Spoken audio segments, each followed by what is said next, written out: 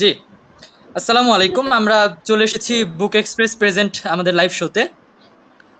আপনাকে অনেক স্বাগতম এবং অসংখ্য ধন্যবাদ আমাদের সঙ্গে যুক্ত হওয়ার জন্য। আমরা কিছুক্ষণ অপেক্ষা করে নিচ্ছি দর্শকরা যুক্ত হওয়ার জন্য। আমরা এরপর আর কি আনুষ্ঠানিকভাবে আমাদের লাইভটি শুরু করব। ওকে, ঠিক আছে, থ্যাংক ইউ। বুক এক্সপ্রেসকে আমার অসংখ্য ধন্যবাদ যে আমাকে যে ও যে ডেকেছে এটার ব্যাপারে এখানে কথা বলার জন্য, এটার জন্য আসলে অসংখ্য ধন্যবাদ বুক এক্সপ্রেসকে, এবং তোমাকেও ধন্যবাদ। জি, আমরা একটু সময় নিয়ে আমাদের লাইভটি শেয়ার করে দিই। বুক এক্সপ্রেসের পেজ থেকে আমাদের লাইভটি ব্রডকাস্ট হচ্ছে। তো ওকে, ঠিক আছে, থ্যাংক ইউ। জি, পানি দিও।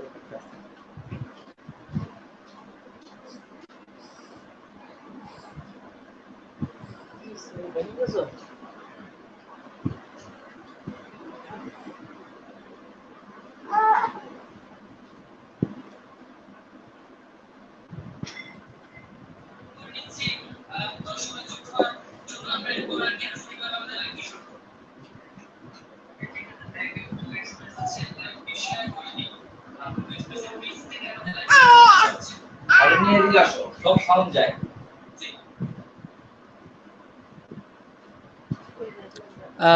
জি, আমাদের সঙ্গে অসংখ্য দর্শক যুক্ত হয়ে গিয়েছেন। আমরা লাইভটি শুরু করতে যাচ্ছি। আচ্ছা, আসসালামু আলাইকুম। আমি আবারও সবাইকে স্বাগতম জানাচ্ছি বুক এক্সপ্রেস প্রেজেন্ট আমাদের আজকের এই লাইভ শোতে। এবং আজকে আমাদের সঙ্গে যে অতিথি যুক্ত আছেন তার সম্পর্কে একটু কিছু না বললেই নয়। প্রচন্ড স্বপ্ন চোখে নিয়ে কল্পনা জগৎ কিংবা বাস্তব জগৎকে শব্দের জোড়াতালি মিলিয়ে একটি গল্প কিংবা উপন্যাসের রূপ দেন একজন লেখক। সেই লেখকের স্বপ্নের সেই লেখাটিকে বই আকারে প্রকাশ করতে যার অবদান সব থেকে বেশি, যে মানুষটি এই একজন লেখকের স্বপ্নটাকে বাস্তবে রূপ দেন এবং একজন এই লেখকের লেখাটিকে পাঠক উপযোগী করে তুলতে সব থেকে অবদান যার বেশি, তিনি একজন প্রকাশক। এবং আজকে আমাদের সঙ্গে যে অতিথি যুক্ত আছেন তিনি আর অন্য কেউ নন, আমাদের অনেক প্রিয় একজন প্রকাশক। তিনি হচ্ছেন নজরুল ইসলাম বাহার ভাই, শিখা প্রকাশনীর প্রকাশক। আপনাকে অসংখ্য স্বাগতম। তোমাকেও স্বাগতম, এবং সেই সাথে বুক এক্সপ্রেসে যারা আমাদের আজকের এই লাইভ অনুষ্ঠান দেখছেন সবার প্রতি আমার কৃতজ্ঞতা, ভালোবাসা এবং শুভেচ্ছা। জি, আমাদের আপনার হয়তো কোনো সেকেন্ড কোনো ডিভাইস থেকে আওয়াজ আসতেছে লাইভের, ওটা যদি একটু সাউন্ড কমানো যেত। সাব্বি, ওটা কমাইতে হবে। জি, আপনাকে আসলে অসংখ্য ধন্যবাদ এই দেশের এই একটি সংকটকালীন মুহূর্তে আমাদের সঙ্গে যুক্ত হয়েছেন, এবং আশা করি আমাদের সঙ্গে অসংখ্য লেখক পাঠক যুক্ত আছেন এবং আমাদের আজকের এই আপনার মুখ থেকে বিভিন্ন বিষয়ের আলোচনা শুনতে আগ্রহী মানুষের উপস্থিত আছেন আমাদের এই লাইভ শোতে। আমাদের সঙ্গে অলরেডি যুক্ত হয়ে গিয়েছেন দুজন, নাজমুস সাকিব, কাজী নাফিস। আমরা আপনার কাছে চলে আসি। প্রথমেই যদি আপনার কাছে জানতে চাই যে শ্রদ্ধেয় প্রকাশক, আপনার জীবনের ছোটবেলার যদি কোনো গল্প আমাদের সঙ্গে শেয়ার করতেন, কিংবা ছোটবেলাতেও কি আপনার এই বই পড়ার প্রতি কিংবা বই নিয়ে ঘাটাঘাটি করা এগুলোর প্রতি আগ্রহ ছিল কিনা? আসলে এটা হচ্ছে কি, এটা আমার পারিবারিক ব্যবসা। আমরা জন্মের পরের থেকে আমি দেখেছি আমার বাবাকে বইয়ের সাথে সংযুক্ত হইতে। আমার বাবা বইয়ের ব্যবসা করতেন, এবং আমি যখন ক্লাস 4-এ পড়ি তখন দেখতাম আমার বাবা আমার মা দুজনেই গল্পের বই পড়ছেন অবসর সময়ে। ওই যে তাদের যে বই পড়ার যে একটা প্রবণতা, ওইটার থেকেই মানে ওই আমার ভিতরে একটা মানে চলে আসে, এবং তারপরে ওইখান থেকে ধীরে ধীরে এই বইয়ের প্রতি আমার আকর্ষণ, এবং আমি ক্লাস 5 থেকেই গল্প উপন্যাস পড়া শুরু করি এবং নানা ধরনের বই পড়তে থাকি, এবং এই বইয়ের প্রতি আমার অন্যরকম একটা ভালোবাসা কাজ করে। আমি যখন পড়াশোনা শেষ করি, পড়াশোনা জি, শেষ করার পরে আমি দেশের বাইরে চলে গিয়েছিলাম, কিন্তু আমার বাবা আমাকে দেশে ব্যাক করায় এবং আমাকে বলে তুমি এই বইয়ের ব্যবসা করো। এবং আমাদের স্কুল কলেজের বইয়ের ব্যবসা ছিল, কিন্তু আমাকে কেন জানি এই গল্প উপন্যাস খুব টানতো। এখানে একজনের কথা খুব কৃতজ্ঞতার সাথে বলতে হয়, সে হচ্ছে লেখক ইমদাদুল্লাহ মিলন। এটা 1987 সনের কথা। আমরা তখন বাংলা বাজারে বসে বিদ্যা প্রকাশ নামক একটা প্রতিষ্ঠানে বসে আড্ডা মারতাম। মিলন ভাই প্রতিনিয়ত আসতেন সেখানে। আমি এবং আমার সাথে তখন বাংলাদেশের একটা বিখ্যাত প্রকাশনা সংস্থা অনন্যা, তার মালিক মনিরুল হক। আমরা দুজন জি। সমসাময়িক ব্যবসায়ী, আমরা দুজন একসাথে ওখানে বসে আড্ডা মারতাম। তখন মিলন ভাই আমাদেরকে ইন্সপায়ার করলো যে উপন্যাস ছাপেন, গল্পের বইয়ের ব্যবসা করেন। পরে আমরা দুই বন্ধু ১৯৮৮ সনে আমরা এই আমাদের পথ চলা শুরু হলো এবং ইমদাদুল্লাহ মিলনের হাত ধরে আমরা দুজনেই বইয়ের ব্যবসা শুরু করলাম। পুস্তক বইয়ের মানে সৃজনশীল বইয়ের যেটাকে বলে আরকি, ক্রিয়েটিভ বইয়ের পাবলিকেশনস আমরা জি, শুরু জি। করলাম। এবং মিলন ভাইয়ের ৪ টি বই, এই ৪ টি বই দিয়েই আমি আমার প্রোগ্রাম শুরু করলাম, আমার বইয়ের ব্যবসা শুরু করলাম এবং ১ম আহ, বার আপনার কাছে যদি ১৯৮৮ একটু জানতে চাই যে শিখা প্রকাশনের যাত্রাটা কি ঠিক তখন থেকেই শুরু? না, শিখা প্রকাশনীর যাত্রা হচ্ছে ১৯৬২ সনে। তখন আমারও জন্মের আগে আমার বাবা এই বইয়ের ব্যবসা শুরু করেন। আমার জি, জি। যাত্রা হচ্ছে ১৯৮৮ সন থেকে। আমার ইমদাদুল হক বাবা মিলন হচ্ছেন স্যার এবং হচ্ছে আপনার ইমদাদুল্লাহ ওই বন্ধুরা মিলনের ৪ একসাথে টি বই, ইমদাদুল্লাহ মিলনের ৪ টি বই দিয়ে আমার যাত্রা শুরু এবং এই ৪ টি বইয়েরই কভার ডিজাইন করেছিলেন আমাদের একসময়ের জনপ্রিয় অভিনেতা আফজাল হোসেন। জি, অসাধারণ। এবং আপনার এই যাত্রাটি আসলেই অনেক সুন্দর ছিল, যেই কারণে কিনা এতটা দূর আপনি এসেছেন।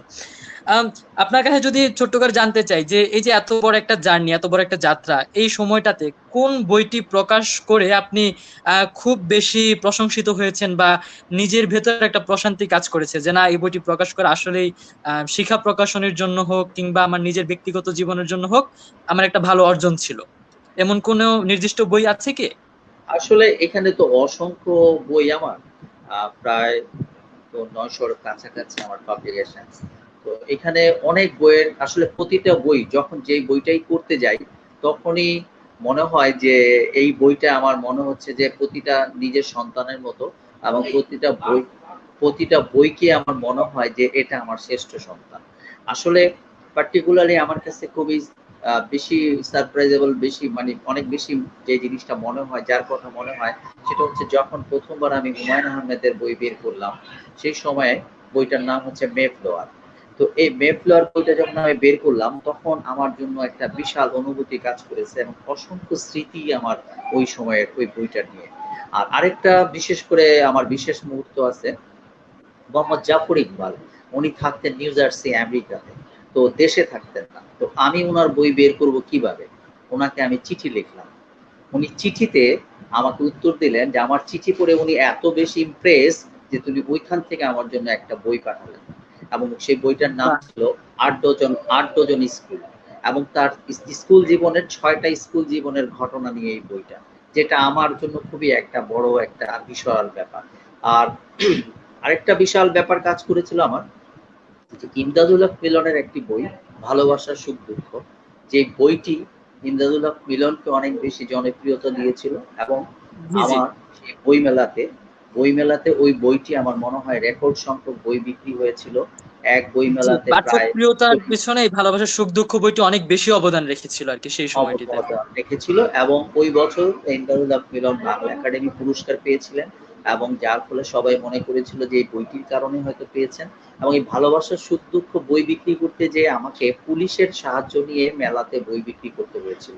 এটা আমার জন্য একটা বিশাল ব্যাপার আরকি। এটা এই একটা মাইল সমস্ত ফলক, আসলে একটা অর্জনের গল্প। মাইলফলক এরকম নানান ধরনের ঘটনা আছে আরকি, যে বইয়ের জগতে বই বিক্রি করার ক্ষেত্রে বইয়ের বিভিন্ন লেখকদের নিয়ে নানা রকম ঘটনা আছে এবং এগুলি অনেক রকম ঘটনা যেগুলো আসলে মানে সারা রাত বলতে হবে আরকি এই সমস্ত ঘটনা। জি, জি। ছোট্ট করে যদি আপনার কাছে জানতে চাই যে হুমায়ূন আহমেদ স্যারের সঙ্গে সেই বই প্রকাশ করার গল্পটি যদি একটু বলতেন। আমি যেবার মানে হুমায়ূন আহমেদকে বইয়ের জন্য অ্যাপ্রোচ করলাম, তখন হুমায়ূন ভাই বললেন আমাকে যে, "এই মুহূর্তে তোমাকে আমার বই দেওয়া সম্ভব না।" তো জি।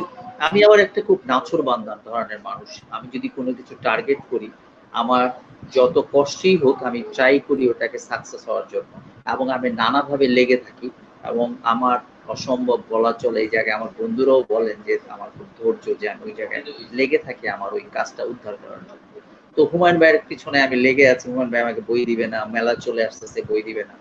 পরে হুমায়ূন ভাইকে আমি একদিন টাকা নিয়ে গেলাম, হুমায়ূন ভাই টাকাও রাখবে না। পরে আমি বাই দিয়ে বাই শুনতে পেলাম যে হুমায়ূন আহমেদ অসম্ভব নতুন টাকা খুব পছন্দ করে। তো আমি ব্যাংক থেকে মানে 20,000 টাকা নতুন টাকা 100 টাকার নোট তুলে নিলাম, নিয়ে তার বাসায় গেলাম। তার বাসায় যেয়ে সকালবেলা বসে আছি, সে আসলো। সে তখন শহীদুল্লাহ হলে থাকতো। তো শহীদুল্লাহ হলে থাকতেন। ওইখানে যে বসার পর চা খেলাম ওনার সাথে, কথায় কথায় বললাম যে, হুমায়ুন ভাই আমাকে একটা বই কিনতে হবে। হুমায়ুন ভাই বলল, আমার পক্ষে তো বই দেওয়া সম্ভব না। আমি বললাম, হুমায়ুন ভাই কিছু মনে করেন না, ঠিক আছে বই না দেন, এই প্যাকেটটা রাখেন। হুমায়ুন বলল, প্যাকেটে কি আছে? আমি কি, আপনি দেখেন। প্যাকেট খুলে দেখে যে নতুন টাকা। টাকাটা নিয়েই সে করলো কি, গন্ধ শুকলো। সে বলল কি, এই তুমি কোত্থেকে জানছো যে আমি খুব নতুন টাকার প্রতি উইক? আমি বললাম, আমি জানি না, আমি ভাবছি নতুন টাকা তো সবাই পছন্দ করে তাই নিয়ে আসছি। তো তুমি তো আমাকে খুব উইক করে ফেললা। ঠিক আছে, টাকাটা রেখে দাও, আমার কাছে রেখে যাও, আমি দেখি তোমার জন্য কি করতে পারি। তারপর দিন পর উনি আমাকে ফোন করে বললো যে আমার একটা ভ্রমণ কাহিনীর মতো আছে, মেফ্লোয়ার, আমেরিকান জীবনের উপরে, আমি এই বইটা তোমাকে দিতে চাই, তুমি নাও। এই শুরু আমার বই নেওয়া তার কাছ থেকে। যাক, অসাধারণ একটি গল্প, এবং এটা আসলে অনেক সুন্দর একটি গল্প ছিল, এবং আসলেই ভালো লাগলো গল্পটি। আহ, আপনার কাছে যদি জানতে চাই শ্রদ্ধেয় প্রকাশক, আপনার এই প্রকাশনা জগতে আসাটা তো সে অনেক আগের কথা, অনেক দিন ধরেই আপনার এই যাত্রাটার মধ্যে রয়েছেন, এবং আপনার শ্রদ্ধেয় পিতাও আপনার এই প্রকাশনী জগতেই ছিল। আহ, এই যে আপনার আগে থেকে এই প্রকাশনার সঙ্গে পরিচয় বিষয়টা, বা প্রকাশনী জগতের সঙ্গে পরিচয়, এর পরেও কি সেই 1988 সাল থেকে এখন পর্যন্ত এতটা সময় পার করার ক্ষেত্রে আপনি কি বাধার সম্মুখীন হয়েছিলেন কোনো, কিংবা কি ছিল সেই বাধাগুলো? আসলে তো সৃজনশীল বইয়ের ব্যবসা আমার কাছে মনে হয়েছে যে এটা one kind of charity business. কারণ আসলে সৃজনশীল বইয়ের ব্যবসা একটা অনিশ্চিত বিজনেস। যেটা হচ্ছে হলো যে দুই একজন লেখক ছাড়া আমাদের দেশে জনপ্রিয় ধারার কোনো লেখক নাই। আমরা যারই বই ছাপি, আমরা তো আর ২ জন বা ৪ জন লেখকের উপর ডিপেন্ড করে চলতে পারি না। আমরা দেখা যায় একটা না, বই না। মেলায় আমি ৫০ টা বই ছাপি। তার মধ্যে দেখা যাচ্ছে মেক্সিমাম লেখকই হচ্ছে নতুন। এই যে এখানে যে পুঁজি বিনিয়োগটা সম্পূর্ণ অনিশ্চিত। বই চলবে কি চলবে না আমি জানি না। এই যে একটা অনিশ্চিতের মধ্যে চলা, এটাই হচ্ছে সবসময় একটা বাধা আমাদের জন্য মনে হয়। কিন্তু আসলে এটাকে এক ধরনের নেশা আসলে। ক্রিয়েটিভিটি যেমন, লেখক যেমন লেখেন, লিখতে যেমন তার একটা প্যাশন, লিখতে সে মজা পায়, লেখাটা তার কাছে বিরাট ব্যাপার। আর আমাদের ওই সৃজনশীল বই প্রকাশনা করতে যেয়ে এমন একটা নেশা হয়ে গেছে যে বই পড়া, বই করতে পারা, একজন লেখককে প্যাট্রোনাইজ করা, কেউ যদি আরেকটা হুমায়ূন আহমেদ আসে বা কেউ আসা, এই যে আশা, এই আশা নিয়েই হচ্ছে আমাদের পথ চলা আসলে। আমাদের, আমি মনে করি বাংলাদেশের সৃজনশীল পাবলিশারদের ম্যাক্সিমাম পাবলিশাররাই একটা অনিশ্চয়তার মধ্যে চলে, এবং তারা সারাক্ষণই একটা বাধার মধ্যেই চলছে, এবং বাধার মধ্যে থেকে থেকেই তারা উত্তরণের পথ খোঁজে আর কি। এটাই হচ্ছে মূল বিষয়। জি। আম, আমরা অনেক ক্ষেত্রে লক্ষ্য করি যে তরুণদের মধ্যে অনেক সংখ্যক মানুষ পাঠক হিসেবে থাকেন, যে তারা বই পড়তে ভালোবাসেন। কেউ কেউ লেখালেখিকে নিজের পেশা হিসেবে সংযুক্ত করে নেন, কেউ কেউ লেখালেখিকে শখের বশে লিখে চলেন, কেউ কেউ কিংবা খুব ছোট্ট একটা গোষ্ঠী প্রকাশনীর দিকে এগুতে চায়, কিংবা প্রকাশক হতে চায়, বই প্রকাশনার সঙ্গে যুক্ত হতে চায়।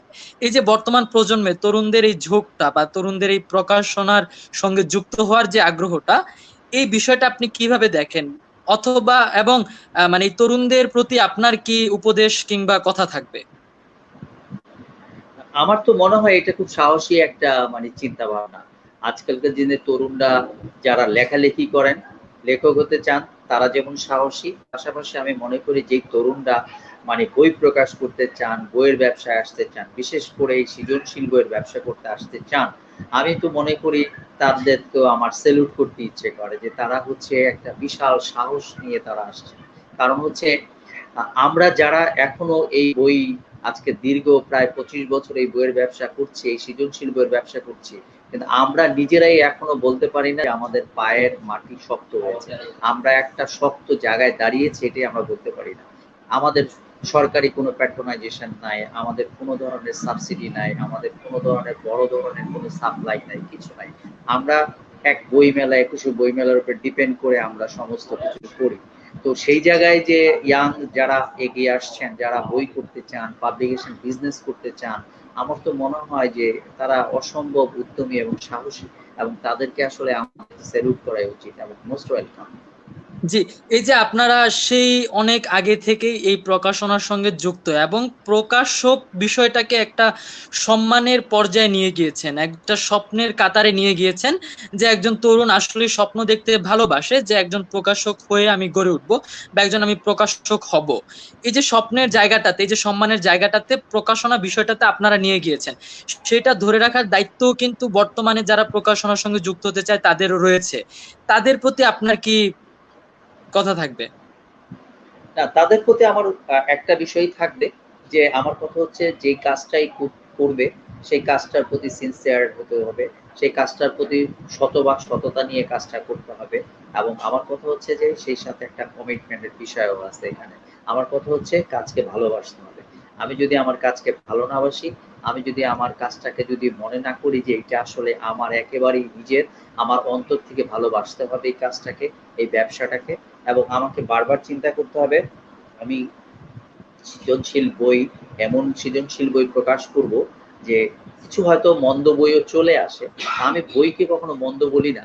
আমি মনে করি যে লেখার মান তো আপস ডাউন হতেই পারে, জি, কিন্তু সেই জায়গায় হচ্ছে যে সবাইকেই এই ব্যবসাটা করতে হলে খুবই সিনসিয়ারির সাথে এবং ইচ্ছা সিনসিয়ারিটির সাথে, শক্তিটা খুব সততার এই সাথে, জায়গায় প্রধান এবং আরকি। এবং নিজেকে একটা, আমার মনে হচ্ছে যে একটা বড় ধরনের ধৈর্য নিয়ে এই ব্যবসা করতে হবে। এখানে আসলে আবেগ যেমন কাজ করবে, কিন্তু সেখানে আপনার আরেকটা বিষয় হচ্ছে যে এখানে ইকোনমিক্যাল ইনভলভমেন্টটা কিন্তু একসাথে, বাট এটা রিটার্নটা খুব স্লো, ধীরে ধীরে আসবে। কাজে এখানে ধৈর্যচ্যুত হওয়া যাবে না, সততার সাথে এই ব্যবসাটাকে করতে হবে এবং লেখকদের সাথে ওয়েল রিলেশন রাখতে হবে, লেখকদের সাথে গুড বিহেভ করতে হবে এবং সবকিছুর মধ্যে একটা সিনসিয়ারিটি ভাব থাকতে হবে। জি, আপনারা ঠিক যে সময় থেকে আপনারা প্রকাশনার সঙ্গে যুক্ত, ঠিক সেই সময় তো আমাদের দেশে অনেক সাহিত্যিক ছিলেন, অনেক কথা সাহিত্যিক ছিলেন জনপ্রিয়। তারা বেশ পাঠক প্রিয় ছিলেন, কিন্তু বর্তমান সময়েও অনেক লেখক যুক্ত হয়েছেন এই নতুন আহ তালিকায়। অনেক নতুন লেখক বইমেলায় তাদের লেখা প্রকাশ করছেন, অনেক লেখক জনপ্রিয়তার কাতারে চলে আসছেন। আপনার চোখে বর্তমানে কাদের লেখা জনপ্রিয়তার কাতারে রয়েছে, বা আপনার কাছে বর্তমানে কাদের লেখা খুব বেশি ভালো লাগে বর্তমান সময়ের লেখকদের মধ্যে? আসলে বর্তমানে তো আমাদের তো অনেক ইয়াং লেখক আসতেছেন এবং এরা তো খুব ভালো লিখছেন। আমি আসলে সত্যি বলতে কি, যে হুমায়ূন আহমেদ, ইমদাদুল হক মিলন, মোহাম্মদ জাফর ইকবাল, তার পরবর্তীতে আনিসুল হক, সুমন্ত আসলামরা আসলেন। কিন্তু জি, হুমায়ূন আহমেদকে কেউ হুমায়ূন আহমেদের ধারে কাছেও কিন্তু যেতে পারলেন না। এখনো মৃত হুমায়ূন আহমেদ কিন্তু সবার থেকে বেশি জনপ্রিয়। ইভেন কি নিঃসন্দেহে। তারপর, হ্যাঁ, এবং তার পরপরই হচ্ছে মোহাম্মদ জাফর ইকবাল। তো তারপর ইমদাদুল হক মিলন যেভাবে এসেছিলেন, যেভাবে উনি জনপ্রিয় ছিলেন, কিন্তু ওনার জনপ্রিয়তাটা উনি আর ধরে রাখতে পারলেন না। কেন পারলেন না সেটা আমি নিজেও জানি না কি কারণে এটা। আমার কাছে মনে হয় যে লেখক যদি তার পাঠকপ্রিয়তা হারায় সেটা ব্যর্থতা লেখকেরই, এটা পাঠকের না। আমার কথা জি, হচ্ছে মৃত হুমায়ূন আহমেদ কেন এখনো জনপ্রিয়, তার মানে তার লেখায় ওই জিনিসটা এখনো মানুষ পায়, যে কারণে তার বই মানুষ এখনো পড়ে। জাফর ইকবাল কেন এখনো জনপ্রিয়, জাফর ইকবালের কাছে মানুষ যা চাচ্ছে তা পাচ্ছে, সেই কারণে সে জনপ্রিয়। পাঠকদের আমার যে এক্সপেকটেশনের জায়গাটা সেটা তারা অনেক এটা আগে এটা থেকে ঠিক ধরে আছে। রেখেছে। এখন এখন কথা হচ্ছে যে একসময় ইমদাদুল হক মিলনের বই 25,000 30,000 কপি বিক্রি হতো, বাট এখন হয় না। কেন হয় না? তার পাঠক কোথায় গেল? এই ব্যর্থতা আমি মনে করি লেখকের, পাঠকের না। আরেকটা বিষয় হচ্ছে যে তার পরবর্তীতে আনিসুল হক, সুমন্ত আসলাম তারাও বেশ জনপ্রিয় ধারারই লেখক ছিলেন, কিন্তু তাদেরও বইয়ের কাটতি পড়ে গেল। কেন পড়ে গেল? এটাও আমার ধারণা একটাই। আমি মনে করছি, আমি ধারণা আমার এটা যে লেখকের কাছে মানে পাঠকের যে প্রত্যাশা, সেই প্রত্যাশা অনুযায়ী যদি সে সেই সত্য না পায়, তাহলে জি, জি, ধীরে ধীরে তার প্রতি তার জনপ্রিয়তা, আগ্রহটা কমে যায়। পরবর্তীতে আমার কাছে মনে হয়েছে যে অনেকেই এসছেন, কিন্তু তার মধ্যে এই মুহূর্তে আমার কাছে মনে হচ্ছে যে আমাদের সাদাত হুসাইন, কিঙ্কর হাসান, আব্দুল্লাহ ইমরান, তারপরে আম মানে উপন্যাসিক হিসাবে জি, জি, এরা বেশ জনপ্রিয় এখন এবং ভালো লিখছেন। এবং আমি ইদানিং বলা চলে খুব বেশি দিন না, গত কয়েক বছর আমি সাদাতের বই পড়ছি, আমি কিঙ্করের বই পড়ছি, আমি ইমরানের বই পড়ছি। এবং পড়ে আমার কাছে মনে হয়েছে যে এদের লেখার স্টাইলটা ভিন্ন ধরনের। একেকজন একেক ধরনের লেখা লেখে এবং এদের লেখার মধ্যে এক ধরনের পাঠক ধরে রাখার এক ধরনের চিন্তা ভাবনা কাজ করে। এবং যেই কাজ করার কারণে আমার কাছে মনে হচ্ছে যে এদের একটা সামনে অনেক বড় উজ্জ্বল ভবিষ্যৎ কাজ করছে। এবং আমার যেটুকু বিশ্বাস যে এরা পাঠক কি চায় সেটা নিয়ে ভাবছে এবং পাঠক কিভাবে ধরে রাখতে হয় সেই চেষ্টাটা তাদের মধ্যে আছে। এখন জি, আমি এই আরেকটা বিষয় ভাবনাটি বলছি। আসলে একজন লেখকের কাছে সব থেকে বেশি গুরুত্বপূর্ণ হওয়া উচিত, যে একজন লেখক সেটাই প্রকাশ আমার মানে কাছে লিখবে যেটা আমার আসলে পাঠকরা তাকে পাঠকপ্রিয় করে তোলে আর কি। আমার কাছে মনে হয় যে তার গল্পে বৈচিত্র্য থাকতে হবে। তার জীবনে, তার গল্পের মধ্যে জীবন থাকতে হবে, ভালোবাসা থাকতে হবে, মানুষের জি, টানাপোড়েনটা থাকতে হবে। আমরা আসলে সবচেয়ে বড় বিষয় হচ্ছে যে আমরা কিন্তু একটা সারাক্ষণই একটা কষ্টে ও বিভিন্ন রকম টানাপোড়েনের মধ্যে আমরা যাচ্ছি। কিন্তু মানুষ কিন্তু বই পড়তে যেয়েও কিন্তু চায় এক ধরনের রিক্রিয়েশন, যেখানে সে তার জীবনের কথা চায়, সে যা রাস্তায় দেখছে বা চলতে ফিরতে যা দেখে সেটা সে চায়। তার মধ্যে সে ভেরিয়েশন চায়। আরেকটা জিনিস হচ্ছে একটা যে লেখকের পজিটিভিটি খুঁজতে চায়, একটা প্রশান্তির জায়গা আসলে খুঁজতে চায় আর কি। একটা প্রশান্তির জায়গা খুঁজে। আরেকটা বিষয় হচ্ছে যে লেখকের প্রতি আমার কাছে মনে হয় যে এখন যারা তরুণ লেখক তাদের একটা বিষয় অন্তত সিনসিয়ার হওয়া উচিত, যেন তাদের গল্পে রিপিটেশন না হয়। ওনারা যেন কারো গল্প নকল করে না লেখেন। কারণ এটা কিন্তু পাঠকটা ঠিক ধরে ফেলবে। ১ম এ বুঝবে না। জি, ১-২টা বই পড়লে পরেই কিন্তু ধরে ফেলবে যে এটা সে নকল করে লিখছে, অনুকরণ করে লিখছে। আমার কথা হচ্ছে অনুসরণ করতে পারে কিন্তু নকল যেন না করে। এবং প্রতিটাই লেখকেরই উচিত যে পাঠকের মূল্যবোধকে গুরুত্ব দেওয়া, পাঠক কি চায় সেটাকে বুঝা, পাঠকের মন বুঝে লেখা। এবং পাঠককে গুরুত্ব দিলেই আমি মনে করি সেই লেখক জনপ্রিয় হবে এবং পাঠকের মন যে লেখক বুঝতে পারবে সেই আমার ধারণা জনপ্রিয় লেখক এবং ভালো লেখক হয়ে উঠবে। জি, অসংখ্য ধন্যবাদ আপনাকে এই অসম্ভব সুন্দর একটি উত্তর প্রদানের জন্য। এই যে 1988 সাল থেকে আপনি এই প্রকাশনীর সঙ্গে যুক্ত আছেন বা প্রকাশক হিসেবে যুক্ত আছেন, এখন পর্যন্ত আপনার প্রকাশক হিসেবে নিজের ব্যক্তিগত জীবনের সব থেকে বড় অর্জন কোনটা, কিংবা এবং শিক্ষা প্রকাশনের সব থেকে বড় অর্জন কোনটা? আসলে আমার বড় অর্জন আমি মনে করি আমি একজন প্রকাশক। আমি যখন আ ১৯১৭ সরি হ্যাঁ, ১৯১৭ সনে ফ্রাঙ্কফুর্ট বুক ফেয়ারে গেলাম।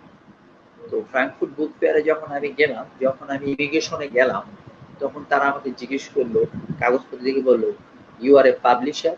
আমি বললাম, "ইয়েস।" ওকে, গুড। সে আমাকে আর কোনো কোয়েশ্চেন করলো না। এই যে বিষয়টা, তারপরে আমি যখন আমার আরো এই বিষয়গুলা মনে পড়ে। আমি যখন নিউ ইয়র্কে মুক্তধারা বুক ফেয়ারে গিয়েছি আমেরিকাতে, তখন দেখা গেছে আমাকে JFK এয়ারপোর্টে জিজ্ঞেস করছে যে, "তুমি কেন আসছো?" আমি বলছি, "আমি বুক ফেয়ারে আসছি।" "কোথায় বুক ফেয়ার?" "নিউ ইয়র্কে।" "কোথায় হয়?" "জ্যাকসন হাইটে।" এরকম। "Oh you are a publisher?" "Yeah." "Okay, good."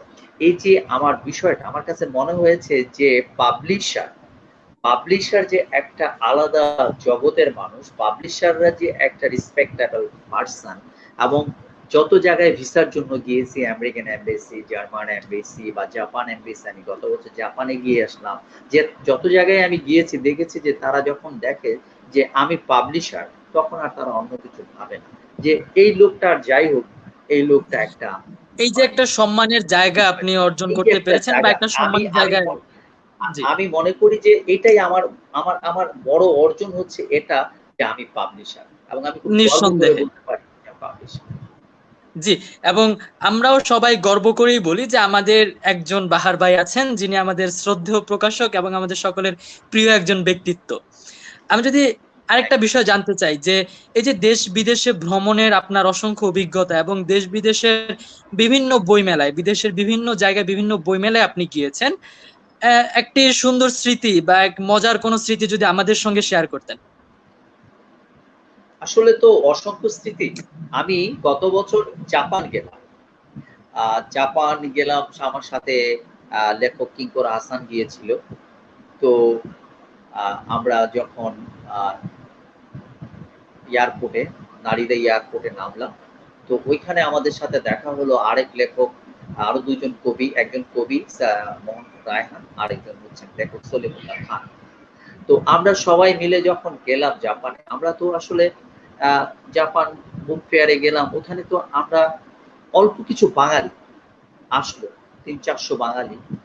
এবং আমার জি কাছে মনে হলো যে আমাদের যে কি ধরনের তারা রেসপেক্ট করলো।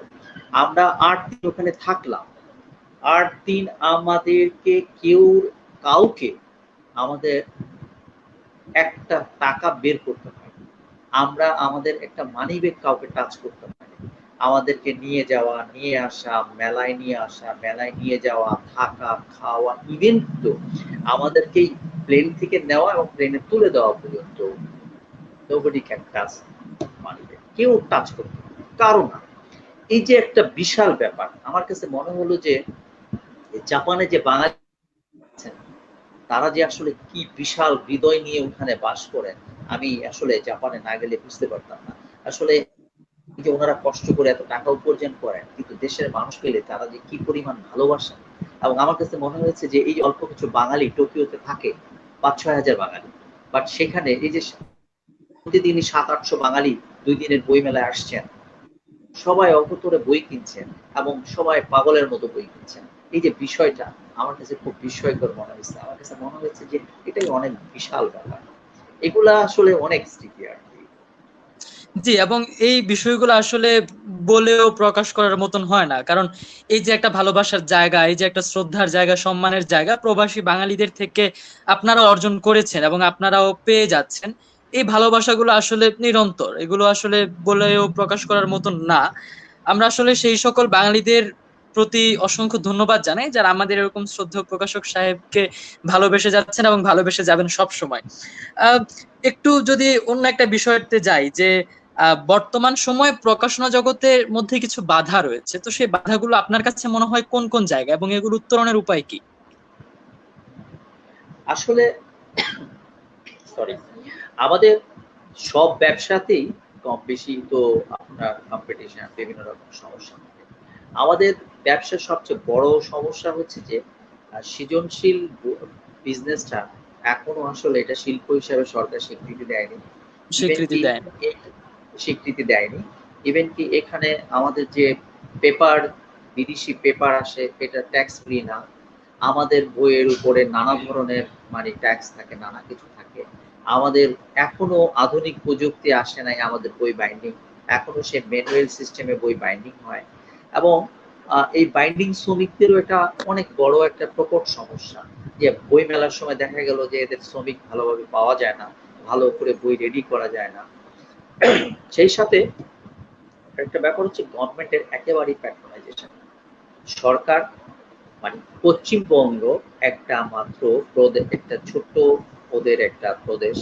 এই ছোট্ট একটা মানে আমাদের ঢাকার মতো এরকম মানে বলা চলে একটা দেশ। এই পশ্চিমবঙ্গে একটা বই মন্ত্রী আছে, যে মানে লাইব্রেরি মন্ত্রী, জি জি যারা জি। ওইখানে যে কোনো বই বেরোলে তারা 700 থেকে 800 বই কিনে নেয়, কিনে নিয়ে তারা লাইব্রেরি গুলোতে ডিস্ট্রিবিউশন করে।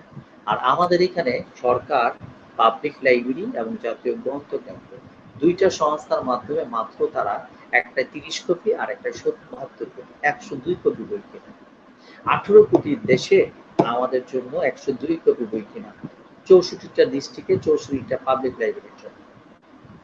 এবং কলকাতার মতো জায়গায়, পশ্চিমবঙ্গের মতো জায়গায় মাত্র যেখানে 5 কোটি 5.5 কোটি লোক, সেখানে তারা 700 থেকে 800 বই কিনে। এই হচ্ছে আমাদের অবস্থা। সরকার নানা জায়গায় নানা ধরনের প্রণোদনা দিচ্ছেন, কিন্তু আমাদের জন্য কোনো প্রণোদনা নেই। দেশ এখন ভয়াবহ একটা সংকটের মধ্যে যাচ্ছে। আজকে 2 মাস আমাদের প্রেস বন্ধ, আমাদের বইয়ের বুক কারখানা বন্ধ, আমাদের পাবলিকেশন বইয়ের দোকানগুলো বন্ধ।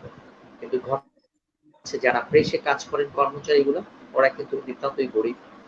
যারা কারখানায় কাজ করে, বই বাইন্ডিং করে, সেলাই করে, তারা কিন্তু খুবই দিন আনে দিন খায়। এই লোকগুলোর কথা কে ভাবে? জি আমাদের জন্য কিন্তু কোনো প্রণোদনা নাই, আমাদের জন্য কোনো কিছু নাই, গভর্নমেন্টের কোনো ভাবনাও নাই। কিন্তু এদেশের সাহিত্য মনন যত কিছুই বলেন, মানুষ সৃষ্টির কারিগরি কিন্তু বলা চলে পাবলিশাররা। যত ক্রিয়েটিভিটি মানুষ গড়ার জন্য যা কিছু করার দরকার, সবকিছু কিন্তু পাবলিশাররা করতেছে। পাবলিশাররাই কিন্তু সবকিছু, সেটা বইয়ের শিক্ষা খাতে হোক, সেটা আপনার এই সৃজনশীল খাতেই হোক, যেখানেই হোক, জ্ঞান বিস্তারের ক্ষেত্রে পাবলিশাররাই মূল ভূমিকা। কিন্তু পাবলিশাররাই হচ্ছে বিজনেস সেক্টরে সবচেয়ে বেশি অবহেলিত। এটাই হচ্ছে সবচেয়ে বেশি দুঃখজনক ব্যাপার। এই ব্যাপারে সরকারের জি কোনো রকম এবং গভর্নমেন্ট যতদিন এগিয়ে না আসবে ততদিন পর্যন্ত আমাদের নিজেরা আমরা আসলে যুদ্ধ করেই যাব। আমাদের যুদ্ধ করতে করতে আমাদের আগের জেনারেশন গেছে, আমাদের জেনারেশন যাবে, পরের জেনারেশনটা ওই যুদ্ধের মধ্যেই থাকবে। আরেকটা ছোট্ট সংকটের কথা আমি বলি, সেটা হচ্ছে আমাদের দেশে জনপ্রিয় ধারার লেখক এক কথা, সেই সাথে মানসম্পন্ন লেখকও, এটার একটা অভাব আছে। আমার কাছে মনে হচ্ছে প্রচুর লেখক আছেন লেখেন, প্রচুর কবি আছেন কবিতা লেখেন, প্রচুর লোক আছেন প্রবন্ধ লেখেন, কিন্তু আসলে পাঠক কি চায়, পাঠকের কি দরকার, পাঠকের জন্য কি, এই ধরনের চিন্তা ভাবনা করে এই ধরনের লেখা খুবই কম, লেখক খুবই কম। আমাদের একটা ইন্ডাস্ট্রিতে মিনিমাম 20 থেকে 30টা জনপ্রিয় ধারার লেখক থাকা দরকার, কিন্তু দেখা যাচ্ছে যে এখন আমাদের জনপ্রিয় ধারার লেখক 3 থেকে 4 জন। এখন যদি সাদাত হোসেনকে একজনে নিয়ে যায়, কিঙ্কর হাসানকে একজনে নিয়ে যায়, আব্দুল ইমরান একজন নিয়ে যায়, তাহলে তার লেখক নাই। তারা বছরে বই লেখেন 6টা, দেখা গেল 2-3 জি পাবলিশারে 6টা প্রকাশ করে বসে আছে, তাহলে বাকি প্রকাশকরা কি ছাপবে, কি করে চলবে? বিষয় হচ্ছে যে প্রতিটা পাবলিশারেরই উচিত, মানে আমার মনে হয় যে লেখকরা মানে আরো অনেক বেশি ভালো লেখক এবং আরো ভালো লেখক, জনপ্রিয় ধারার লেখক বেরিয়ে আসা উচিত। জি, অসংখ্য সুন্দর আসলে এই উপায়গুলো যেগুলো আপনি বলেছেন, আসলে এই বিষয়গুলো যদি আমরা আহ করতে পারি তাহলে হয়তো সেই সংকটগুলো আমরা উত্তরণের একটা ভালো একটা পদক্ষেপ নিতে পারবো। আপনার কাছে যদি জানতে চাই একটা বিষয়, যে আসলে রয়্যালিটি নিয়ে অনেক সময় লেখক এবং প্রকাশকের সঙ্গে একটা বিরোধ দেখা যায় বা সম্পর্কের মধ্যে একটা খারাপ বিষয় দেখা যায় রয়্যালিটি নিয়ে বিষয়টা। তো এই বিষয়টা সম্পর্কে আপনার মতামত কি, বা আপনি বিষয়টা কিভাবে দেখেন? আমার জানা মতে আমি যতদূর মানে আমি বুঝি আর কি, যে বাংলাদেশের কোনো জনপ্রিয় ধারার লেখক বলতে পারবে না সে রয়্যালিটি পায় নাই। বিষয়টা ক্লিয়ার? জি যার জি বই বিক্রি হয় সে কিন্তু রয়্যালিটি পায়। আসলে যার বই বিক্রি হয় না, আমি একটা লেখকের বই ৩০০ কপি প্রিন্ট করলাম। ৩০০ কপি বই প্রিন্ট করতে যেয়ে আমার, আমি খুব ফ্রিলি বলছি, যে ৩০০ কপি বই প্রিন্ট করতে যেয়ে আমার ৩০,০০০ টাকা খরচ হলো। আমি বই বিক্রি করলাম ১০০, আমার টাকা উঠলো না, আমি কস্টিং এ আসে নাই আমার, আমার তো লাভ তো দূরের কথা। তো আমি ওই লেখককে কি দিব? আমি যদি এরকম ৩০টা লেখকের বই ছাপি, তাহলে দেখা গেল যে আমার ১০ লাখ টাকা ওখানে ইনভেস্ট হইছে, ওইখানে আমার ২ লাখ টাকা রিকভারি হয় না। আমি তো পুরো লসে পড়ে আছি। আমি লেখককে কিভাবে হেল্প করব? কিন্তু বাংলাদেশে যে লেখকের বই ৫০০ কপি বিক্রি হয়, যে লেখকের বই কপি বিক্রি হয়, সে লেখক বলতে পারবে না সে টাকা পায় না। বাংলাদেশ জনপ্রিয় ধারার লেখকগুলা কেউ বলতে পারবে না যে তারা টাকা পায় না। বাংলাদেশের জনপ্রিয় ধারার লেখকরা দেখেন, প্রত্যেকেরই বাড়ি আছে, প্রত্যেকের গাড়ি আছে, কি করে? টাকা না দিলে তারা কোত্থেকে পাচ্ছে এগুলো? তো আমার কথা হচ্ছে যে আপনার প্রোডাক্ট যদি না চলে, তা আপনি কতক্ষণ আপনি সেই প্রোডাক্ট আপনি গুদামজাত করে রাখবেন? আপনি সেই প্রোডাক্টের কি করে আপনি সেই প্রোডাক্টের মানে রিটার্ন দিবেন আপনি? বিষয়টা ক্লিয়ার? জি। এখন আহ, বর্তমান সময়ে শিক্ষা প্রকাশনী আসলে কোন লেখকদের নিয়ে কাজ করছে, কিংবা সামনে আমরা শিক্ষা প্রকাশনী থেকে কোনো চমক পেতে যাচ্ছি কিনা? আসলে করোনা তো সবকিছুই মানুষকে মানে একটা কি বলবো, সমস্ত চিন্তা ভাবনার ঊর্ধ্বে নিয়ে চলে গেছে। সত্য কথা, এখন সারাক্ষণ মাথায় করোনা, একটু জি কাশি হলেই করোনা, একটু হাঁচি আসলে করোনা। তো যার ফলে হচ্ছে যে এখন যে যে প্ল্যান করে চিন্তা ভাবনা করে আমরা সামনের দিকে এগোতে চেয়েছিলাম, সে জায়গায় এখন কিছু ধরনের এক ধরনের স্থবিরতা কাজ করছে। হ্যাঁ, এই অবশ্যই। অবস্থা স্বাভাবিক না হওয়া পর্যন্ত আসলে ক্লিয়ার করে কিছুই বলতে পারবো না আসলে কি করতে পারবো। আসলে হ্যাঁ এখন বড় জিনিসটাই হচ্ছে যে আমার এখন সবচেয়ে বড় জিনিস হচ্ছে যে আমার বেঁচে থাকা। এখন যদি আল্লাহ তাআলা আমাকে বাঁচিয়ে রাখেন, তাহলে হয়তো আমি আগামী প্ল্যান করতে পারবো। আর আমি যদি বেঁচেই না থাকি, তাহলে আমার প্ল্যান তো কি হবে? এটা হচ্ছে বড় বিষয়। তারপরেও আমি যেটা মনে করি যে শিক্ষা প্রকাশনী গত কয়েক বছর যাবতই তরুণ লেখকদের নিয়ে কাজ করছে এবং আমি তরুণদের নিয়েই আমি কাজ করতে চাই। এবছরও আমি তরুণদের নিয়ে কাজ করেছি এবং আমার আমি যদি বেঁচে থাকি, আগামী বছর যদি সুন্দরভাবে বইমেলা করতে পারি, অবশ্যই আমি আশা করি ইনশাআল্লাহ একটা বড় ধরনের চমক নিয়ে আমি আসবো আল্লাহ আমাকে যদি সেই তৌফিক দান করে। ইনশাআল্লাহ আমরা সবাই আশা করি আমরা সবাই সুস্থ থাকি, আপনি সুস্থ থাকুন, কারণ যেই প্রকাশনার মতন মহৎ একটি দায়িত্ব আপনি পালন করছেন, সেই দায়িত্ব থেকে আমরা কেউই চাই না যে আপনি সরে আসুন কিংবা আপনার জীবনে কোনো বাধা বিপত্তি আসুক। আমরা সকলেই চাই আপনি যেন খুব সুন্দরভাবে আমাদের সেই চমকগুলো উপহার দেন। আমরা আবারও দর্শক বন্ধুদের জানিয়ে রাখতে চাই, বুক এক্সপ্রেস প্রেজেন্ট আজকের এই আড্ডাটিতে আমাদের সঙ্গে আছেন শ্রদ্ধেয় প্রকাশক নজরুল ইসলাম বাহার। আমরা যারা যারা দেখছি খুব দ্রুত লাইভটি শেয়ার করে দেই, কারণ হচ্ছে যে বিষয়গুলো নিয়ে আমরা আলোচনা করছি, যে গল্পগুলো আমাদেরকে তিনি বলছেন, এই বিষয়গুলো আসলে অসম্ভব সুন্দর, এবং তিনি এত সুন্দর করে কথা বলছেন, এত ভালো করে আমাদের গল্পগুলো বলছেন।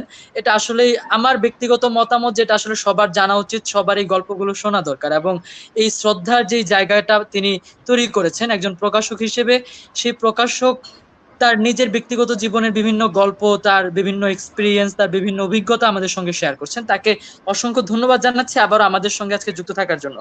আমরা যদি চলে যাই যে আহ আপনার পারিবারিক জীবন সম্পর্কে যদি একটু জানতে চাই। আমার পারিবারিক জীবন কি, আমি আমার ছেলে, আমার মেয়ে, আমার ওয়াইফ, আমার ছেলের ওয়াইফ, আমার একটা ছেলের আহ, মানে নাতি, এই নিয়ে তো আমার পথ চলা আর কি, আমার চলছে আর কি। জি, আপনার সংসার। অনুপ্রেরণার অনেক বড় একটা জায়গা, কিংবা আপনার ইচ্ছা শক্তিটাকে ধরে রাখা, আপনাকে সাহস যোগানোর অনেক বড় একটা জায়গায় আপনার পরিবার। এই বিষয় নিয়ে যদি কিছু বলতেন। আসলে তো সবারই আমার মনে হচ্ছে যে পরিবারের যদি একটা সাপোর্ট না থাকে, তাহলে কারো পক্ষেই সম্ভব না যে সামনে এগিয়ে যাওয়া। পরিবারের একটা বড় সাপোর্ট জি, থাকে। তো এখানে আমি ব্যক্তিগতভাবে আমি মনে করি যে আমার পরিবারের একটা সাপোর্ট আমার উপরে আছে, যে আমি একটু স্বাধীনচেতা মানুষ, আমি একটু ফ্রিডমই চলাফেরা করি। আমি আমি যে সবকিছু শেয়ার করে কাজ করি তাও না। আমি আমার মতো প্ল্যান করে আগাই, আমার মতো করে কাজ করি। যে এখানে আমার কাছে মনে হয়েছে যে এখানে আমার পরিবার আমাকে এই বিষয়টাকে আমাকে প্রচন্ডভাবে সাপোর্ট করে। বিশেষ করে আমি আমার স্ত্রীর কথা বলব, যে সে কখনো আমার কোনো বিষয়ে সে এন্টারফেয়ার করে না। কখনো সে জানতে চায় না যে আমি কি করি, কি করতেছি, কোথায় যাচ্ছি বা কি করছি, এই বিষয়টা। এই বিষয়টা আমাকে একটা বড় রকমের মেন্টাল রিলিফ দেয়, যে আমি আমার আসলে আমার বিজনেস, আমার প্রকাশনার ব্যবসা, আমার নানান কিছু টানাপোড়া থাকে। এই ব্যবসায়ও নানা রকম টানাপোড়া আছে। কিন্তু ফ্যামিলির থেকে আমার ওইরকম কোনো প্রেশার নাই যে তুমি এটা পাচ্ছ না কেন, ওটা করতেছো না, এটা কেন। আমার ওই ফ্রিডমটা আছে। আর এই ফ্রিডমটা আছে বলেই আমি খুবই মানে স্বাধীন চিত্তেই এই বিজনেসটা করতে পারছি আর কি। এই আর কি। জি, আমরা আশা করি সামনেও আসলে অনেক সুন্দর সুন্দর কাজ উপহার দিবেন আমাদেরকে। আমাদের সঙ্গে অসংখ্য দর্শক যুক্ত আছেন, তাদের মধ্যে ইফতেখার আহমেদ অসীন কমেন্ট করেছেন, সিনথিয়া রহমান আছেন আমাদের সঙ্গে, আপনাকে সালাম জানিয়েছেন, এবং আহ দেশপ্রিয় রয় আপনাকে নমস্কার জানিয়েছেন। হ্যাঁ, আসলে এবং অসীন অসংখ্য জি, অসীন আমার খুব একটা প্রিয় মানুষ। অসীনকে আমি খুব ভালোবাসি। ও আমাকে খুব ভালোবাসে। সিনথিয়া আমার ভাগ্নি। ওর প্রতি আমার ভালোবাসা। আর দেশপ্রিয় রায় হচ্ছে আমাদের কলকাতার বন্ধু, ছোট ভাই। গত বছর আমরা কলকাতা গিয়েছিলাম। ওখানে টিংকুর হাসান একটা মহাশ্বেতা দেবী পুরস্কার পেয়েছিলেন। সেখানে আমার সাথে পরিচয় হয়েছে দেশপ্রিয় রায়ের সাথে। ও অসম্ভব একটা ভালো ছেলে, এবং ওইখানে আমাদেরকে কি বলবো, মানে ও আমাদেরকে সারাক্ষণ আমাদেরকে যেভাবে গাইড করেছে, সেটা আসলে ভাষায় প্রকাশ করার জন্য না। এদের প্রতি আসলে অনেক বেশি কৃতজ্ঞ আমি আসলে। জি, একজন প্রকাশক হিসেবে আপনার কাছে কি মনে হয় যে বর্তমান প্রজন্মে পর্যাপ্ত লেখক এবং পাঠক রয়েছেন, বা আহ, পর্যাপ্ত পরিমাণ লেখক আসছেন আমাদের এই জগৎটিতে, এবং পর্যাপ্ত পরিমাণ পাঠকও যুক্ত হচ্ছেন এই বিষয়টিতে? আমি আপনাকে একটা বিষয় আগেই বলেছিলাম যে লেখকের অভাব নেই। আমাদের দেশে এখন অসংখ্য লেখক, ৪ থেকে সাড়ে জি, ৪,০০০ বই বের হয় বই মেলায়, ফেব্রুয়ারি বই মেলা। তাহলে আপনি চিন্তা করে দেখেন কি পরিমাণ লেখক। কিন্তু আসলে কি সবাই কি লেখক?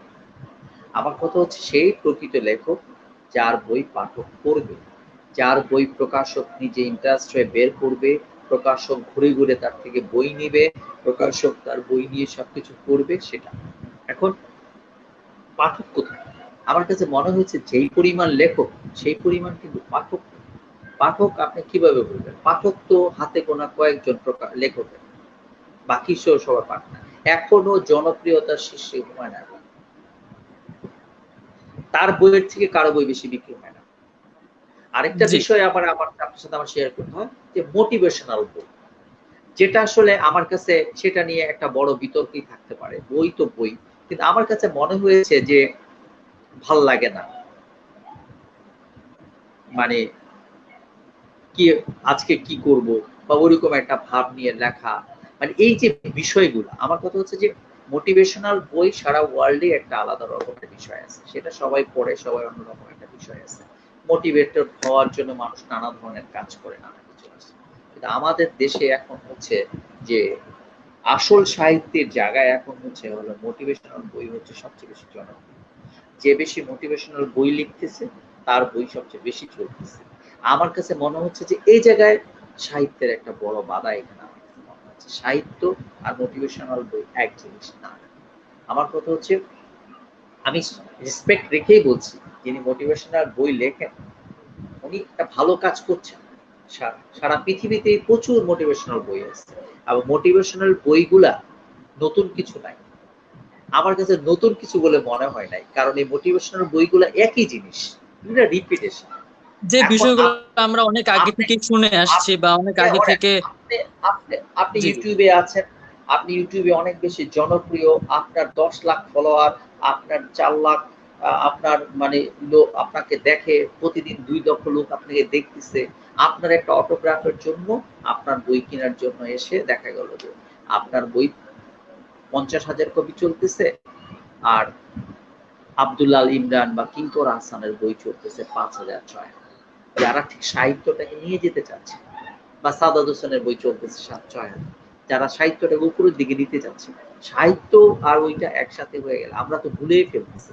আর আমাদের দেশে তো মূল বিষয় হচ্ছে যে আমাদের দেশে মূল রিডার কারা, একেবারে ইয়াং জেনারেশন, যারা ক্লাস মানে 8 থেকে শুরু করে 7-8 থেকে শুরু করে ইন্টারমিডিয়েট লেভেল পর্যন্ত বই পড়ে। জি আর মেয়েরা বই পড়ে। ইন্টারমিডিয়েট পাস করার পরে ইউনিভার্সিটিতে যে সমস্ত ছেলেমেয়েরা পড়ে তারা গল্প উপন্যাস পড়ে, তারা খুব সিরিয়াস ধরনের বই পড়ে। তারা কিন্তু আর জনপ্রিয় ধারার লেখকদের বই খুব কম পড়ে। তারা আবার মোটিভেশনাল বইও পড়ে। কিন্তু এই যে পাঠকরা, যেই পাঠকরা আসলে পাঠক হবে, যারা বই পড়বে, সেই পাঠকরাই যখন আপনাকে সারাক্ষণ ইউটিউবে দেখে দেখে আপনার প্রতি তার প্রচন্ড ঝোঁক, এবং সে দৌড়ে এসে আপনার বইটা কিনে নিয়ে চলে গেল, তার তো বাজেট সীমিত, আপনার 2টা বই, সে 500 টাকা দিয়ে আপনার 2টা বই কিনে নিয়ে গেল, সে তো আর কিঙ্কর হাসানের বই কেনার সুযোগ নাই, বা তার কাছে হুমায়ুন আহমেদের বই কিঙ্কর কেনার আহসান সুযোগ। ভাইয়ার কথা নাম ধরে যদি একটু আগাতে চাই, কিঙ্কর আহসান ভাইয়া আমাদের এই লাইভের সঙ্গে যুক্ত আছেন, এবং কিঙ্কর আহসান ভাইয়া আপনাকে জানিয়েছেন যে শ্রদ্ধেয় প্রিয় প্রকাশককে লাইভে দেখে ভালো লাগছে খুব, টোকিও বইমেলার গল্প শুনতে চাই তার কাছ থেকে। আর টোকিও বইমেলার গল্প একটু আগে মাত্র বললাম। টোকিও বইমেলাতে সবচেয়ে আশ্চর্যজনক বিষয় হচ্ছে যে ওইখানে কিঙ্কর হাসান একেবারেই নতুন লেখক। টোকিও বইমেলার প্রথম দিনে কিঙ্কর হাসানকে কেউ চিনে না। মজার বিষয়, যখন সলিমুল্লাহ খান বক্তৃতা দিচ্ছিলেন, মোহন বক্তৃতা দিচ্ছিলেন, ওইখানে যখন আমরা বক্তৃতা দিলাম এবং বাইদি ভাই কথা প্রসঙ্গে যখন বলা হলো যে আমাদের সাথে একজন তরুণ জনপ্রিয় লেখক এসেছেন, তার নাম কিঙ্কর হাসান, সবাই কিঙ্কর হাসানকে দেখলো। এবং মজার ব্যাপার হচ্ছে যে ওই বইমেলাতে বিবিয়ানা বই নিয়ে গিয়ে হয়েছিল মাত্র 7 কপি, এবং কিঙ্কর হাসানের টোটাল বই নিয়ে নেওয়া হয়েছিল 22 কপি বই। এবং প্রথম দিনেই 2 ঘন্টার মধ্যে কিঙ্কর হাসানের 22 কপি বই বিক্রি হয়ে গেল।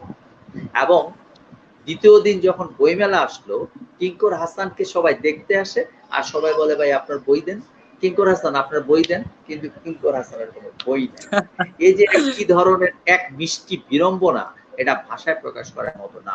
এবং কিঙ্কর তো অসম্ভব একটা বিনয়ী এবং অসম্ভব একটা ভালো জি মানুষ, জি। যে আমার আমার তো অসম্ভব পছন্দের একটা ছোট ভাই সে, এবং খুবই মানে আমি কি বলবো, ওর মতো বিনয়ী এবং ভালো ছেলে খুব কমই দেখা যায়। এবং জি, আমি মনে বর্তমানে করি লেখকদের মধ্যে উনি আসলে প্রচন্ড বিনয়ী এবং অসংখ্য অসম্ভব বিনয়ী। আহ, না, এখন ভালোবাসার। জি জি। এখন যারা যারা এখন যারা যারা লিখছেন, বিশেষ করে যে 3 জন লেখকের কথা আমি বলবো, সাদাত হোসেন, সেও খুব বিনয়ী মানুষ, ভালো মানুষ। আমার কাছে এখন পর্যন্ত মনে হয়েছে ইমরান, আব্দুল্লাহ আল ইমরান অসম্ভব একটা ভালো মানুষ। এবং সেই সাথে কিঙ্কর তো আমার ছোট ভাই, কিঙ্করের কথা বলতে গেলে সবাই বলবে যে আমি কিঙ্করের পক্ষে বেশি বলি, কারণ কিঙ্করকে আমি বেশি ভালোবাসি এটা বলে। আসলে জাপানে কিঙ্করকে নিয়ে যে আমার কাছে মনে হচ্ছে যে এই মুহূর্তে জাপানের সবচেয়ে জনপ্রিয় ব্যক্তিটাই হচ্ছে কিঙ্কর হাসান। কিঙ্কর হাসান। জি জি, আমরা একদমই আসলে লাইভের শেষ পর্যায়ে চলে এসেছি। আমাদের সঙ্গে এখনো অনেক দর্শক যুক্ত আছেন। আমি সবাইকে রিকোয়েস্ট করবো যে সবাই খুব দ্রুত শেয়ার করে দিন, এবং আমাদের শ্রদ্ধেয় প্রকাশক নজরুল ইসলাম বাহার ভাইয়ার কাছে একদম শেষ মুহূর্তের জন্য যে জানতে চাই যে এই যে অনলাইন বুকশপ গুলো, যে বই বিক্রির এত আয়োজন, বা এই অনলাইন বুকশপ গুলোর বর্তমান যে কার্যক্রম, এগুলো নিয়ে আপনার মতামত কি, এবং বুক এক্সপ্রেস সম্পর্কে যদি কিছু বলতেন।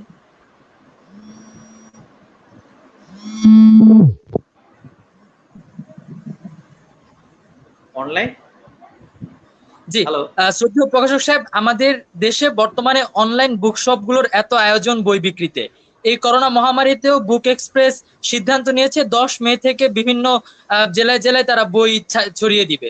এই যে অনলাইন বুকশপ গুলোর এত আয়োজন, এবং বুক এক্সপ্রেস এই বিষয়টাতে খুব ভালো কাজ করে যাচ্ছে, এই সম্পর্কে আপনার মতামত কি? বুকস এক্সপ্রেস তো আমি এই ব্যাপারে অবশ্যই অনেক ধন্যবাদ জানাবো যে ও একটা জি সাহসী জি পদক্ষেপ নিয়েছে 10 তারিখ থেকে যে ওই বই নিয়ে কাজ করবে। এবং আমি মনে করি যে অনলাইন বুকশপ গুলা আমাদের দেশে যত বেশি ডেভেলপ করবে, আমাদের বইয়ের বাজার তত বেশি বিস্তৃত হবে, অনেক বেশি বড় হবে। আমার কাছে জি, মনে হয়েছে যেটা এই যে শুরুতে যে রকমারি একটা রিস্ক নিয়েছিল, সেই রকমারি আজকে কোথায় চলে গেছে চিন্তাই করা যায় অনেক না। সে উপরে। আমাদের জি অনেক অনেক উপরে। এবং রকমারি আমাদের দেশের বলা চলে এই মুহূর্তে বাংলাদেশের সৃজনশীল যে সাহিত্য, সৃজনশীল যে বই, তার সবচেয়ে বড় বায়ার হচ্ছে রকমারি। এবং রকমারি ম্যাক্সিমাম পাবলিশারদের বিজনেস এখন টিকিয়ে রাখছে রকমারি। জি আমি মনে করি বুকস এক্সপ্রেসও ইনশাল্লাহ একদিন এই রকমারির মতো হবে। এবং শুধু এই না, দূরবীন এসেছে, তারপরে আরো কয়েকটা সংস্থা এইভাবে আগে আসতেছে, বইবাজার.com নানাভাবে। আমি মনে করি যে যারা যত বেশি এই ধরনের অনলাইন বুকশপ ডেভেলপ করবে আমাদের দেশে, এই কালচারটা যত ডেভেলপ করবে, আমি মনে করি যে আমরা আমরা তত বেশি আমরা অনেক দূরে যেতে পারবো, এবং আমাদের বইয়ের প্রসারটা অনেক বড় হবে। এবং আমি খুবই জি, আশাবাদী। দর্শকদের আমি কাছে একটু দুঃখ প্রকাশ করছি, আসলে বিদ্যুৎ চলে গিয়েছে, প্রচন্ড ঝড় বৃষ্টি হচ্ছে। আমাদের সঙ্গে আপনার সেই দেশপ্রিয় রয় যুক্ত হয়েছেন। আবার তিনি একটি কমেন্ট করেছেন যে বাহার ভাই, কিঙ্কর না কিঙ্কর দাকে কলকাতার এলোমেলো রাস্তায় প্রায় 7 কিলোমিটার হাঁটিয়েছিলাম। করোনার প্রকোপ কমলে আবার কলকাতায় আসা হোক, আবার হাঁটতে চাই, গল্প করতে চাই। ধন্যবাদ দেশপ্রিয়। আমরা আবার ইনশাল্লাহ আসবো, বেঁচে থাকলে আবার দেখা হবে, আবার আমরা মাইলের পর মাইল হাঁটবো, আবার আমরা সেই কি বলে এই নদীতে ঘুরবো, তোমার সাথে যে বিভিন্ন জায়গায় যাব আমরা, এগুলা হাওড়া নদী সেই ওই পারে যাব, সব স্মৃতি মনে আছে, এগুলা আসলে হবে ইনশাল্লাহ। আগে আমরা জি পৃথিবীর সংকট কাল কাটিয়ে উঠি। জি, বর্তমান সময়ে প্রকাশনা জগৎ নিয়ে আপনার ভাবনা এবং ভবিষ্যৎ পরিকল্পনা যদি ছোট্ট করে একটু বলতেন। আসলে বর্তমান প্রকাশনা নিয়ে আমার সবচেয়ে বড় যে জিনিস যেটা হচ্ছে যে এখন আসলে সমস্ত ভাবনাগুলাই একটু একটু এলোমেলো হয়ে আছে। তো তারপরও আমি মনে করি যে আমি খুব আশাবাদী মানুষ, আমি কখনো জি নিরাশাবাদী লোক না।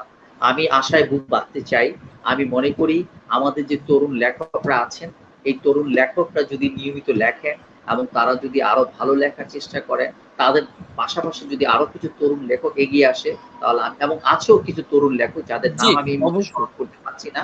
আমার এখানেও কয়েকজন আছে, নুরনাহান, লিলিয়ান, কামরুল, তারপর রুমানা, তারপরে আরো বেশ কিছু লেখক আছেন যারা সহস্র সুমন, আরো বিভিন্ন জায়গায় অনেক আরো লেখক আছেন যারা লিখছেন। আমার ধারণা তারা যদি খুব সিরিয়াসলি লেখালেখিটা নেন, এবং আমার মনে হচ্ছে যে পাবলিশার এবং লেখক এটা হচ্ছে একটা জয়েন্ট ভেঞ্চার। যদি তারা জি, এটা একটা সম্পর্ক, একটা ভালো সুন্দর একটা রকম সম্পর্ক। কেমিস্ট্রি হয়, ভালো যেরকম একটা কেমিস্ট্রি হয় পাবলিশার এবং লেখকের মাঝে, আমার মনে হয় তাহলে আমরা আমাদের সৃজনশীল এই বিজনেসটাকে, আমরা এই সৃজনশীলতাকে আমরা অনেক দূর এগিয়ে নিয়ে যেতে পারবো, আমরা অনেক ভালো ভালো কাজ করতে পারবো। আর এটাই আমি আশা করি। আর আমি আশা করবো যে সরকার যেন আমাদের প্রতি একটু দৃষ্টি দেন, সরকার যদি আমাদের প্রতি একটু দৃষ্টি রাখেন, তাহলে নানাভাবে যদি আমাদের সহযোগিতা করেন, তাহলে আমার মনে হয় তরুণ যারা প্রকাশক যারা এগিয়ে আসছেন তারাও অনেক উৎসাহিত হবে, এবং আমরা যারা আছি আমরা তো আছি, আমরা চেষ্টা করব। জি, আপনাকে অসংখ্য ধন্যবাদ। আসলে এই যে বর্তমানে সংকটকালীন পরিস্থিতিতে আমরা অনেকেই বই সংকটে ভুগছিলাম। আমরা বিভিন্ন সোশ্যাল মিডিয়াতে বিভিন্ন জায়গায় দেখছিলাম যে অনেকের বাসায় বই নাই, তারা বই পড়ার প্রতি আগ্রহী, কিন্তু অনলাইন বুক শপ গুলো থেকে অর্ডারও করতে পারছে না। ঠিক এই সময় 10 মে থেকে আসলে আমরা আবার সবাইকে জানিয়ে রাখতে চাই যে এই যে বুক এক্সপ্রেস সিদ্ধান্ত নিয়েছে আগামী 10 এবং যারা শিক্ষক রয়েছেন এবং যারা লাইব্রেরির জন্য বই নেবেন তাদেরকে বিনা ডেলিভারি চার্জে হচ্ছে বই ডেলিভারি করবে বুক এক্সপ্রেস। এবং আমরা এই বুকে বই ছড়িয়ে দিবে।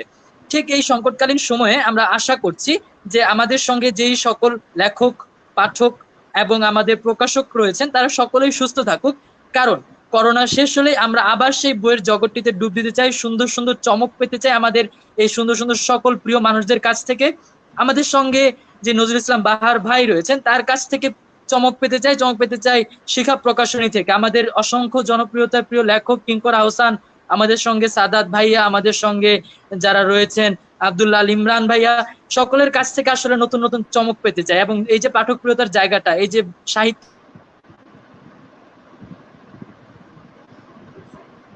তাদেরকে আমরা বুক এক্সপ্রেসের পক্ষ থেকে অসংখ্য ধন্যবাদ জানাই।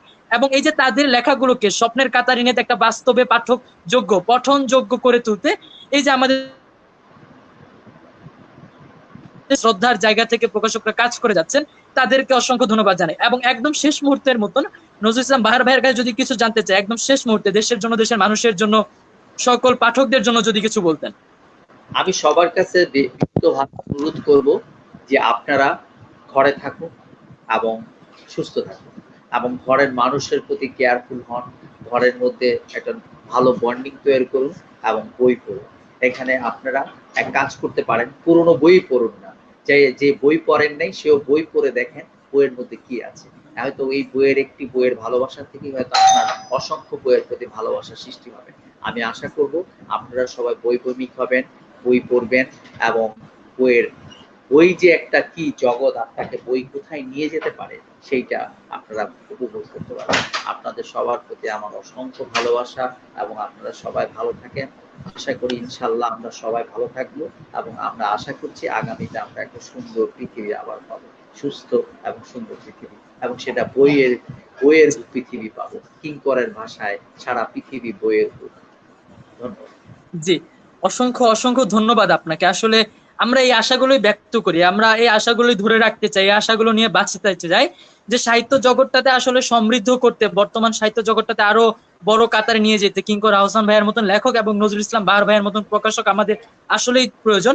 আপনারা আসলে নেতৃত্ব দান করে যাবেন ভবিষ্যতে সকল প্রকাশকদের এবং ভবিষ্যতের লেখকদের। আমরা এই আশাগুলোই ব্যক্ত রেখে আজকের মতন আমরা বিদায় নিচ্ছি এবং আশা করি পুরো পৃথিবী বইয়ের হবে, পুরো পৃথিবী খুব দ্রুত সুস্থ হয়ে উঠুক। পুরো আমরা সকলেই ভালোবেসে যাব বইকে, আমরা সকলেই ভালোবেসে যাব বাংলা সাহিত্যকে, এবং আমরা এই নিয়ে কাজ করতে চাই। আমাদের সঙ্গে শেষ মুহূর্তের মতন যুক্ত ছিলেন মাহমুদা পারভিন, দীপ্তি রয়, মোহাম্মদ মোবারক হোসেন এবং শাহিনুল ইসলাম। সবাইকে আমরা ধন্যবাদ জানাচ্ছি আমাদের সঙ্গে যুক্ত থাকার জন্য, সবাইকে আমরা ধন্যবাদ জানাচ্ছি বাংলা সাহিত্য নিয়ে থাকার জন্য, সবাইকে আমরা ধন্যবাদ জানাচ্ছি এই প্রকাশক মানুষটিকে শ্রদ্ধার জায়গায় নিয়ে যাওয়ার জন্য। এবং আজকের সকল কিছু এবং পুরো বাংলা সাহিত্যকে এবং বুক এক্সপ্রেস পক্ষ থেকে অসংখ্য অসংখ্য ধন্যবাদ একমাত্র নজরুল ইসলাম বাহার ভাইয়ের কাছে, যিনি এই প্রকাশনা বিষয়টাকে একটা শ্রদ্ধার কাতারে নিয়ে গেছেন। ধন্যবাদ সকলকে, ধন্যবাদ লেখক সকলকে, ধন্যবাদ সকল পাঠ্যানুযায়ীদের। আসসালামু আলাইকুম। ওয়ালাইকুম আসসালাম, ধন্যবাদ তোমাদের।